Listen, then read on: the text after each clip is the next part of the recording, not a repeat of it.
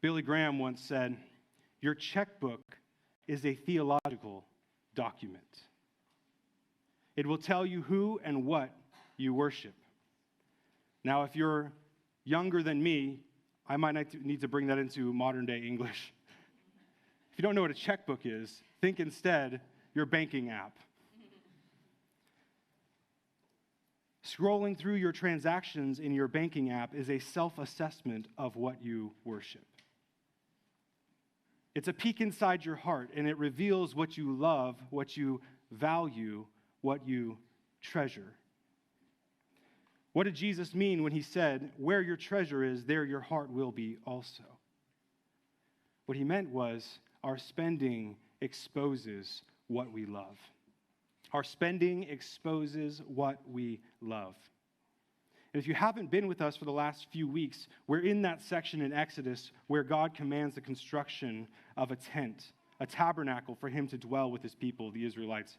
If you're visiting with us, we don't always talk about money from the pulpit, but we do when it's in the text. And so that's why we're talking about it this morning. And if you remember how Exodus started, if you've been with us for a while, it began with Israel, God's chosen people, enslaved in Egypt. And then God brought them out of slavery in Egypt, not just so that they could be free, but so that they could live with him. He wanted to be their God. He wanted them to be his people. This was the whole point of Exodus. God and his people dwelling together like a marriage. And so now that Israel has escaped their slavery, they're in the wilderness and they're on their way to the land that God has promised to give them.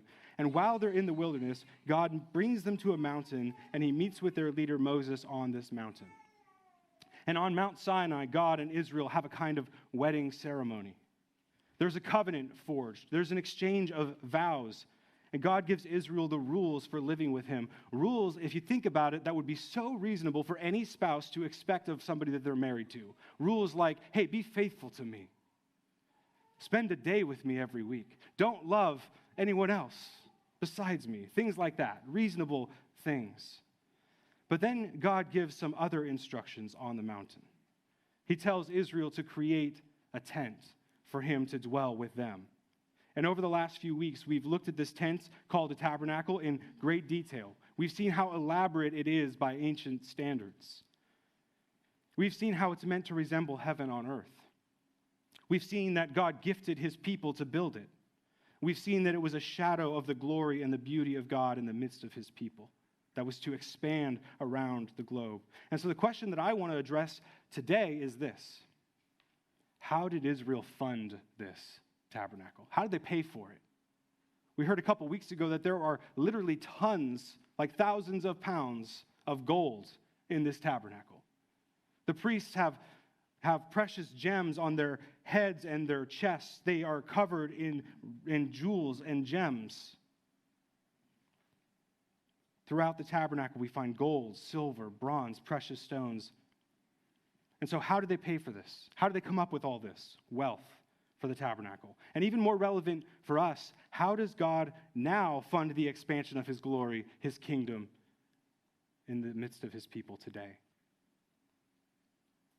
Have you guys ever heard the expression, follow the money?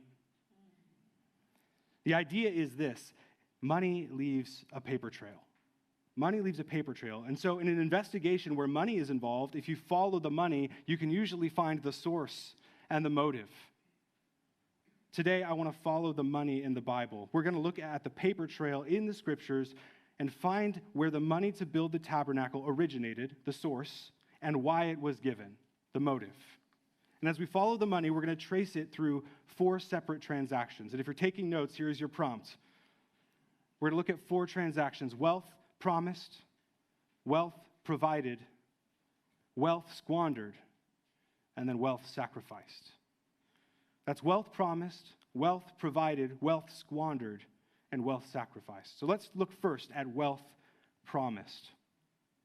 Long before anyone in the tabernacle generation was ever born, long before the Israelites were slaves in Egypt, and long before there even were any Israelites in existence, God promised Abram, the ancestor of the Israelites, that a specific generation of his offspring would inherit great wealth.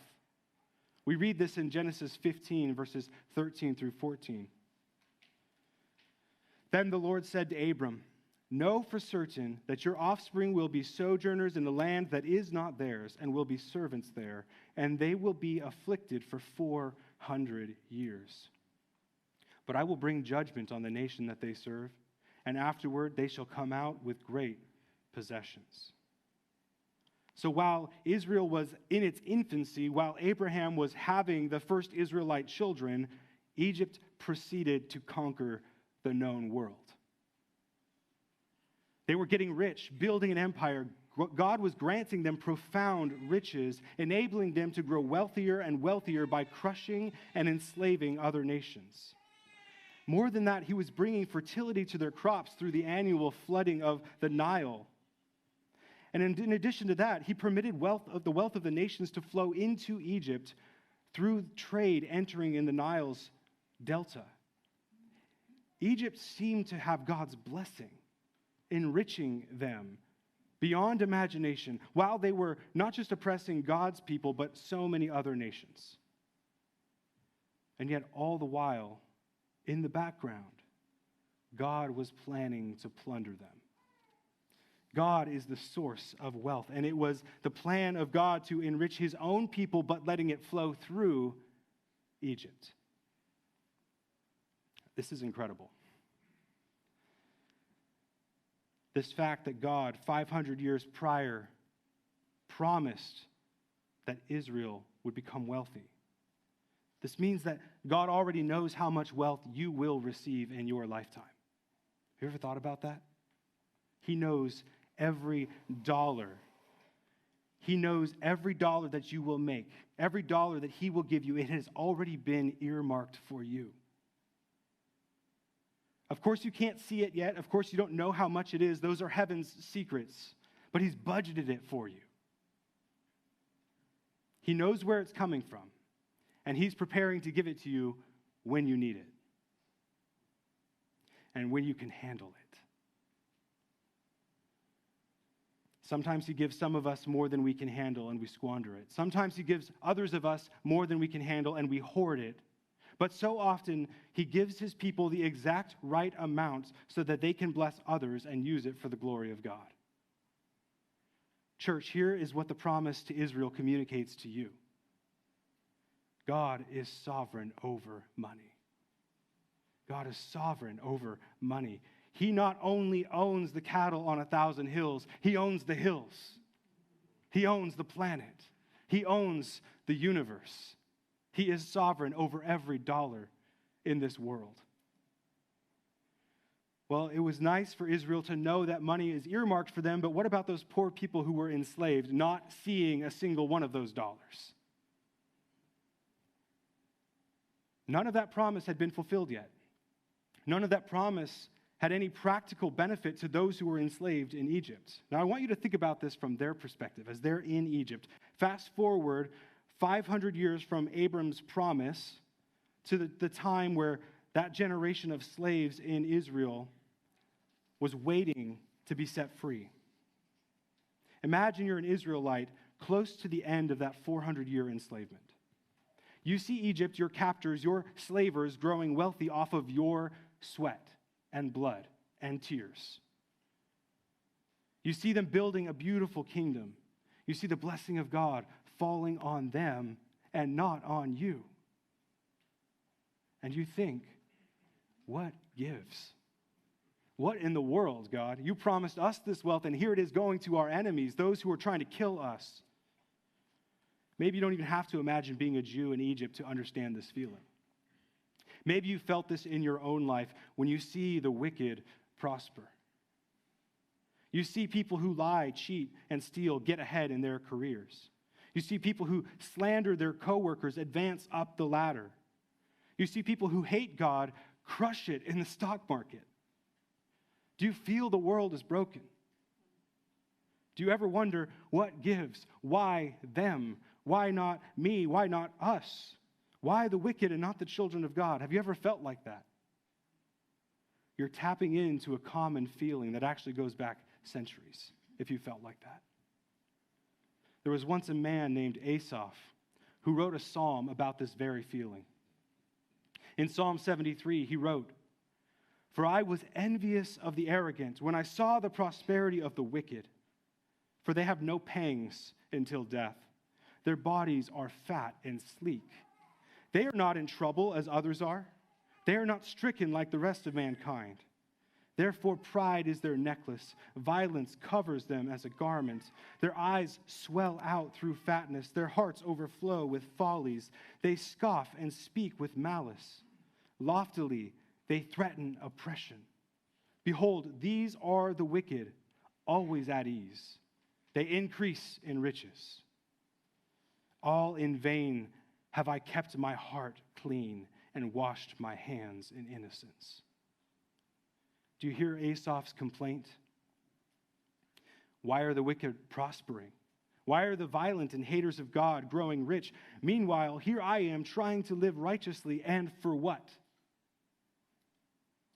Then Asaph says in his psalm that he went into the temple of God to try to understand his frustration, this feeling of envy towards the wicked, this feeling that he was wasting his time obeying God because it was only producing suffering. Meanwhile, the wicked were growing rich. It was in the temple that Asaph had this epiphany. He realized how the wicked would come to an end. He keeps going in the psalm. "Truly, you, God, set the wicked in slippery places. You make them fall to ruin.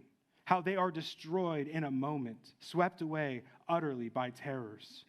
And here's the important part. "Whom have I in heaven but you? And there is nothing on earth that I desire besides you. My flesh and my heart may fail, but God is the strength of my heart and my portion forever." Asaph finds satisfaction with God. He recognizes that the wealth of the wicked is the very thing that will destroy them, and so he realizes that God alone is his treasure. He doesn't want anything more than God, that God is his portion, that God is payment enough. And so if you find yourself, like Israel, in a season of waiting for God's provision, strive, like Asaph, to find satisfaction in God alone. The wicked are destroyed by their wealth. God will give you everything that he has earmarked for you. Don't let your happiness be contingent on God's stuff. Don't let your happiness be contingent on God's stuff. Aim for contentment with God alone. So as we follow the money, we see it started as a promise. And as a promise, it was growing in the vaults of the Egyptians, while God waited for the right time to give it to his own people. We've seen wealth promised. Let's now look at wealth provided. After centuries, God sent Moses to liberate Israel from Egypt. And through Moses, God brought down 10 plagues upon the Egyptians' heads and forced them to their knees to the point where they were begging Israel to leave Egypt. And we read this in Exodus chapter 12, verses 33 through 36. The Egyptians were urgent with the people to send them out of the land in haste, for they said, "We shall all be dead." So the people took their dough before it was leavened, their kneading bowls being bound up in their cloaks on their shoulders. The people of Israel had also done as Moses told them, for they had asked the Egyptians for silver and gold jewelry and for clothing. And the Lord had given the people favor in the sight of the Egyptians, so that they let them have what they asked. Thus they plundered the Egyptians. For centuries, Israel looked on as God blessed their enemies. They clung to the promise. They cried out with Asaph, "God, we're waiting for you to sweep away the wicked." And then all at once, one day, the promise came to pass. The wealth that was earmarked for them came by asking for it. The Israelites didn't have to fight the Egyptians to plunder them. They didn't have to break in and steal from their houses. They didn't have to commit any evil. They didn't have to take any shortcuts. They didn't have to do any ethically shady stuff. All they had to do was ask. So the Israelites asked their Egyptian captors for their wealth, and the Egyptians were so eager to get rid of them and their plagues and their God, they said, "We'll pay you whatever you want, just leave." And they transferred their wealth to God's people. Now, I want to point out a few things that we can learn about money in the way that God provided it to his people. First, the fact that money was promised to Israel 5 centuries before they received it teaches us that God is sovereign over the provision of money, the flow of money. It's not the Fed, it's not the economy, it's not your company, it's not your work ethic, it's not your portfolio. None of those things make you rich or poor. Those are just the means, like the Egyptians, that God uses to put money into your hands. God uses things like the economy, your investments, your job, as means to his end of putting the exact right amount of money that he wants into your pocket. Means are important, but he is the source. Second, all that you have been given has been given. All that you have is from God. Paul says in 1 Corinthians 4:7, "What do you have that you did not receive? If then you received it, why do you boast as if you did not receive it?" In other words, why do you boast as if you just got it for yourself? Now, Paul is talking about spiritual gifts in that verse, but it certainly applies to physical gifts as well. If you have the kind of brain that can cultivate an incredibly successful career, we like to assume that it's our drive, our mind for business, our work ethic. That's all us. That's what we like to assume. It's all me.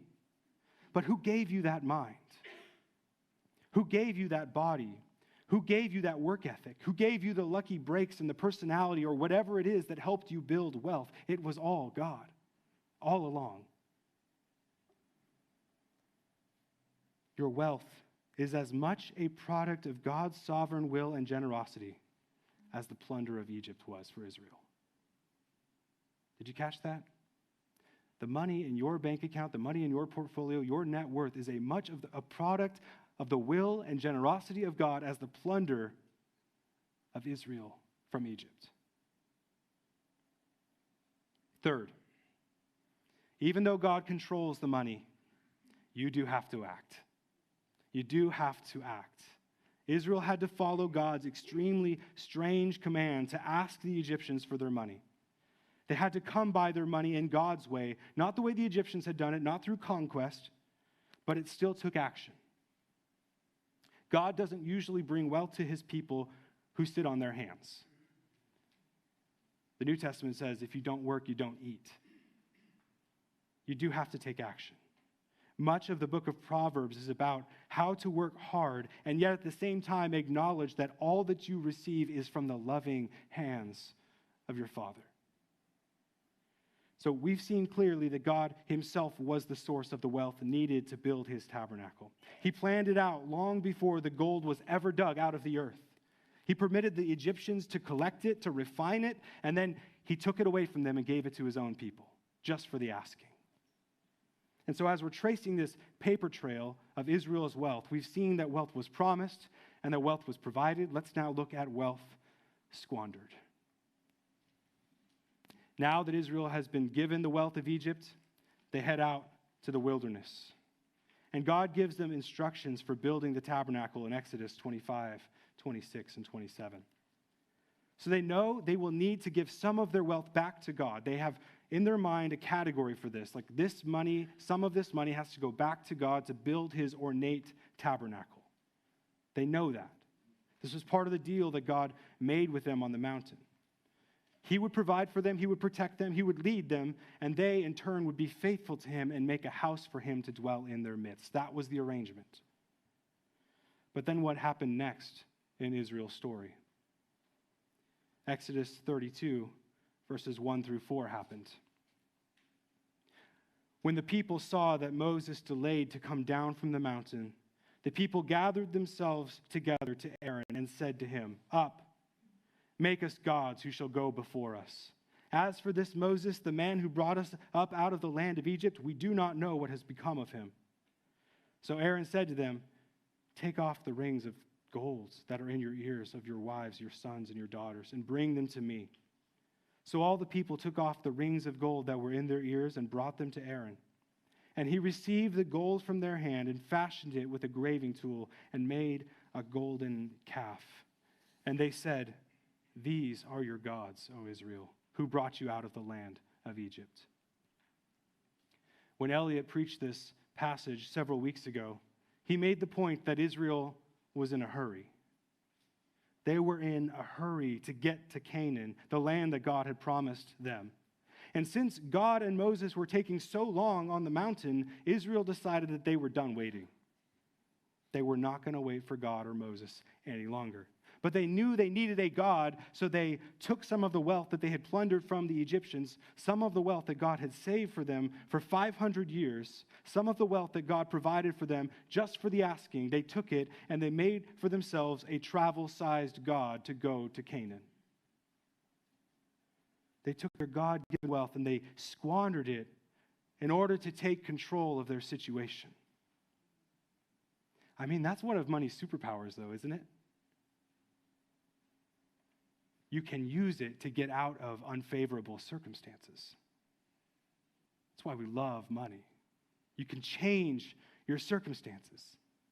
And this is the tricky thing about being one of God's children. Sometimes he puts you in a tight spot or a hard circumstance.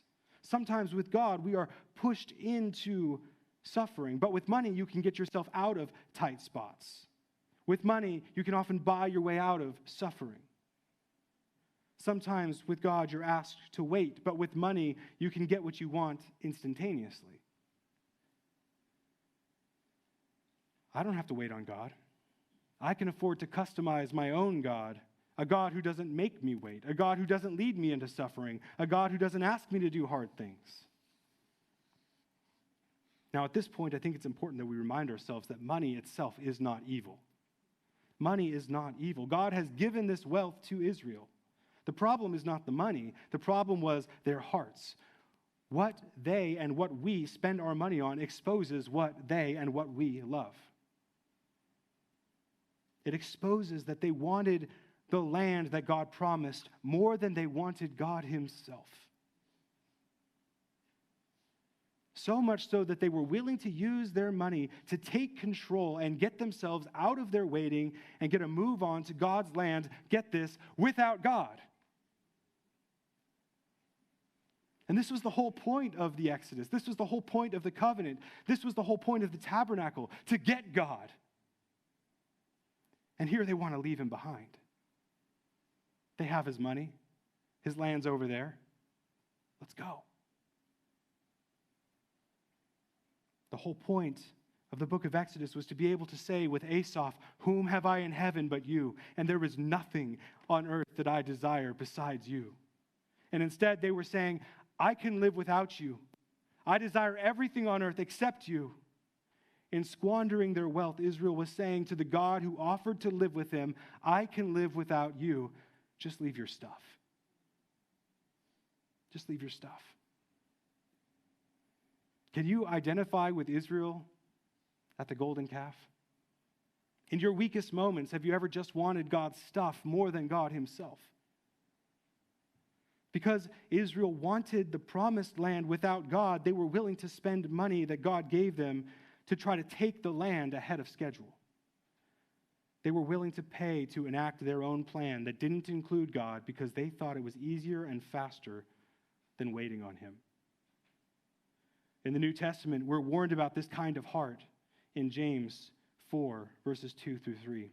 James says, "You desire and you do not have, so you murder. You covet and cannot obtain, so you fight and quarrel. You do not have because you do not ask. And you ask and do not receive because you ask wrongly to spend it on your passions."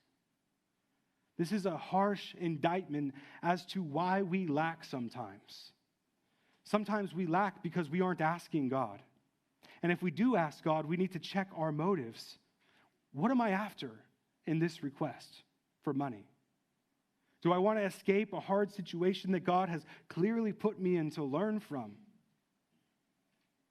Am I trying to hurry up even though God has put me in a holding pattern or a season of waiting? Am I trying to just increase my comfort? The application for 21st century believers is this: when wealth doesn't come to you, boldly ask God for it. Boldly ask him for it.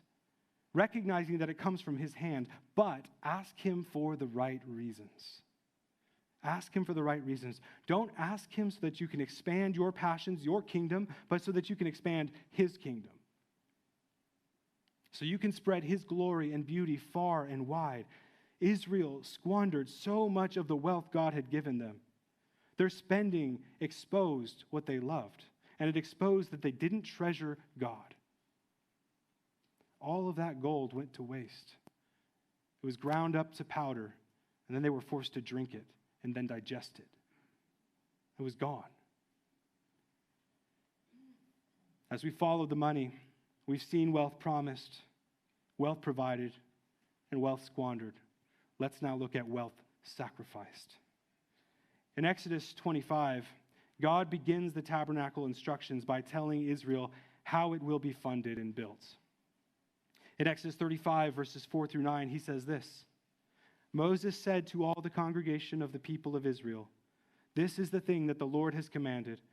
Take from among you a contribution to the Lord. Whoever is of a generous heart, let him bring the Lord's contribution: gold, silver, and bronze, blue and purple and scarlet yarns, and fine twined linen, goat's hair, tanned ram skins, and the goat skins, acacia wood, oil for the light, spices for the anointing oil, and fragrant incense, and onyx stones, and stones for setting, for the ephod, and for the breastpiece." It's important to note that God tells his people to give as they are moved in their hearts. Later in the law, God will require his people to give 10% of all of their income back to God, and this was called a tithe. It was given for the maintenance and the provision of the tabernacle and the priests and eventually the temple. But for the construction of the tabernacle, this was to be a free will gift beyond and above their regular 10% giving. It was not to be given under compulsion, but only if somebody was moved in their heart to give. This was an echo of what Paul would say in 2 Corinthians, that God loves a cheerful giver. You're not a cheerful giver if you're forced to give. You're not a cheerful giver if you're coerced or threatened or guilted into giving. That's a bitter giver. God was clear that the funding of the tabernacle would come from the wealth that he promised to Israel 500 years earlier. Wealth that he had mercifully provided to his people as they left Egypt. Wealth that they had tried to use to control God and get to Canaan faster. Some of the wealth that they had wasted on their failed investment, the golden calf. But now God clearly says, bring what you wish to contribute out of what's left. I want cheerful givers, not bitter givers, no resentful givers, no givers who are going to be longingly looking over their shoulder as they walk away from the contribution box. Now, there's something truly fascinating in our text. I've mentioned before that the book of Exodus dedicates 15 out of 40 chapters to the tabernacle. The breakdown of that is very interesting. In Exodus 25 through 31, God gives the blueprints for the tabernacle, just the instructions on how to build it. And then in Exodus 35 through 40, we have Israel actually constructing the tabernacle. And then sandwiched in between the instructions and the construction are two stories. Two stories that don't seem to relate to the tabernacle. They're not about the tabernacle instructions or construction. The first story is the story of Israel's greatest failure, the golden calf, in Exodus 32.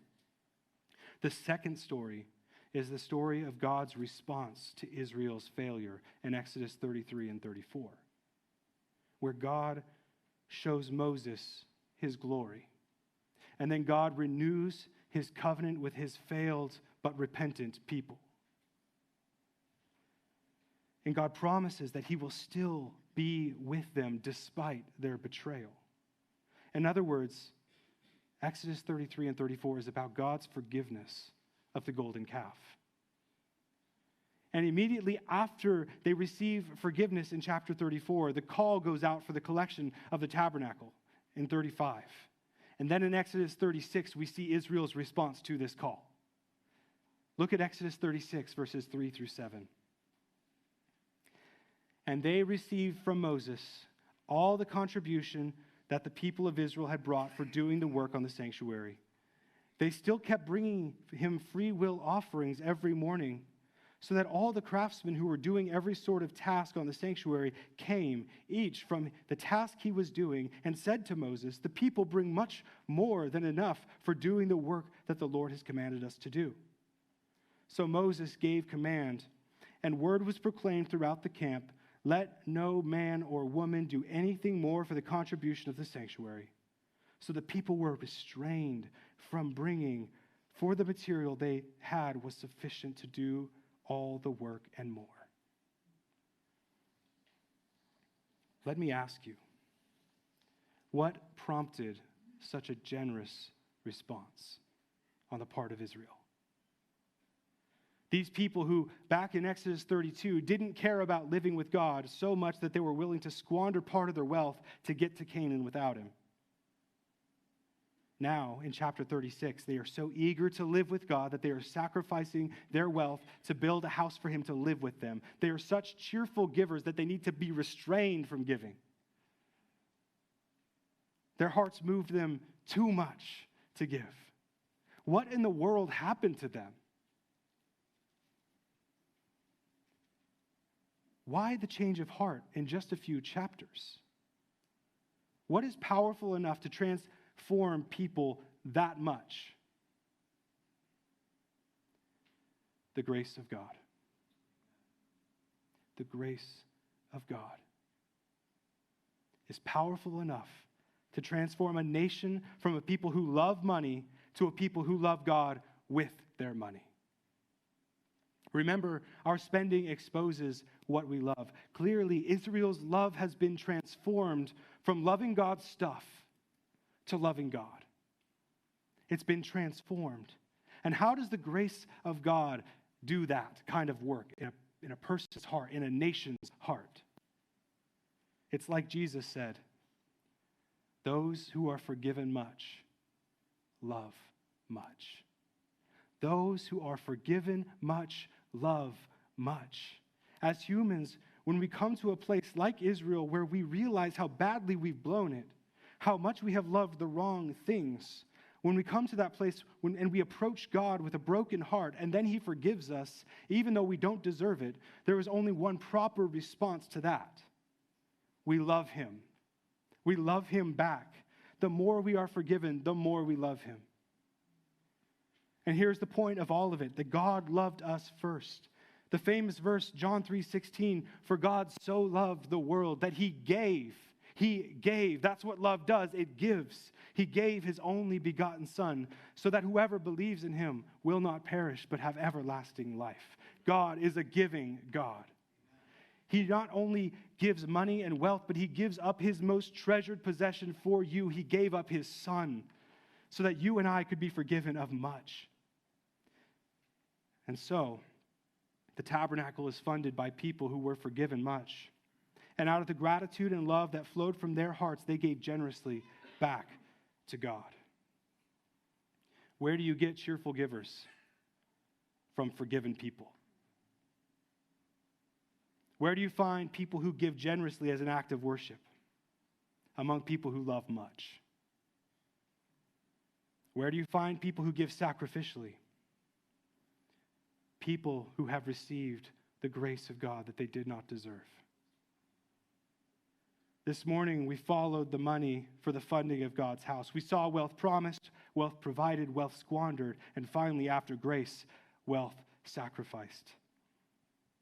And in the end, when you follow the money, you come to the source and to the motive. You find that the source of all of this was God. God built a house for himself through the generosity of his people so that he could dwell with them and expand his presence, his glory, and his beauty around the world. And we also found the motive, that the Israelites were motivated by love. Because they had received grace, they could then in turn be generous with God. But what are we supposed to do with this ancient paper trail of money in the 21st century? What does any of this have to do with us? Well, if you're here today and you're not a Christian, let me tell you, God does not need or want your money. He doesn't need it. He doesn't want it. He controls it all anyways. You don't need to give your money away. You don't need to increase your charity. You don't need to increase your generosity. None of that will change your heart. None of that will change what you love, what you desire, or what you treasure. What you need is forgiveness. Like Israel and like the rest of us, you have lived your life for yourself. You have lived to expand your own kingdom, to increase your own comfort, to decrease your suffering. And you have used money as a tool to attempt to escape the hardships that God has put you through in order to get your attention. What you need more than generosity is forgiveness. Forgiveness for attempting to live a life without God. And if you ask Him for forgiveness, you will receive it. Because He's already paid for it. He already sent His Son, Jesus, to die on the cross to guarantee forgiveness for those who ask of it. All you got to do is ask. It's free. Now, Christians, let me talk to you for a minute. Have you been forgiven much? How much? All of it? Everything? Like me? So do you love much? Does your spending agree? Does your banking app agree? Some of you I know are the most generous people I have ever met. Some of you are poor, but you give a little bit. But in the eyes of God, what you give is so much because it is a massive sacrifice for you. You forego some of the few luxuries that you could have enjoyed out of a heart that wants to worship God through generosity. And some of you who are wealthy are so exceedingly generous. You know who you are. No one else does, but you do. And more importantly, God sees. But let me just address those of us who maybe struggle with generosity. Because trust me, I know it's hard. I know it's hard. Let me just lay out a couple of practical principles for you to ponder this week. 4 principles for growing in generosity, for those who have been forgiven much, for those who love much, for Christians. Principle number 1, budget your giving. Paul says in 1 Corinthians 16, he's talking to the church at Corinth, he says, gather together throughout the week the money that you would give on the first day of the week. They had to make a plan. They made a plan to give their money so that there was a collection for the other churches that needed help. If you don't live on a budget, you should. You should live on a budget. Even if you make so much money that you don't have to live on a budget, I bet you could be way more generous if you tracked your money and planned generosity. This is especially important if you're a member of the church, because as a member, you have vowed to give financially to support the church's ministry. But more important than that, it is vital for your worship of God. It exposes what you love. Principle number 2, grow your giving. If you're new to giving, let me give you some advice. Start small. Don't just go empty your savings account tomorrow, right? Start small. It's kind of like lifting weights. If you just go try to lift a ton of weights without having ever worked out before, you're going to hurt yourself. You start slow, and then you add, and then you add, and then you add. If you don't give at all to God, maybe you start with 1% of your income. Or maybe pick a dollar amount. And then in 6 months, you increase it to 2%. And then in 6 months later, you increase it to 3%, and then 4%. And within 5 years, you'll be giving 10% of your money away. And as God continues to increase your income, keep on going. Go to 15 and then to 20. And if your heart is still full of love, let it climb more and more from there. I can't prove this, but my hypothesis is that God gives more to people who are more generous. It's His secret way of dispersing His wealth through people who share His values. If you're faithful with a little, He can trust you to be faithful with a lot. So start small and grow from there.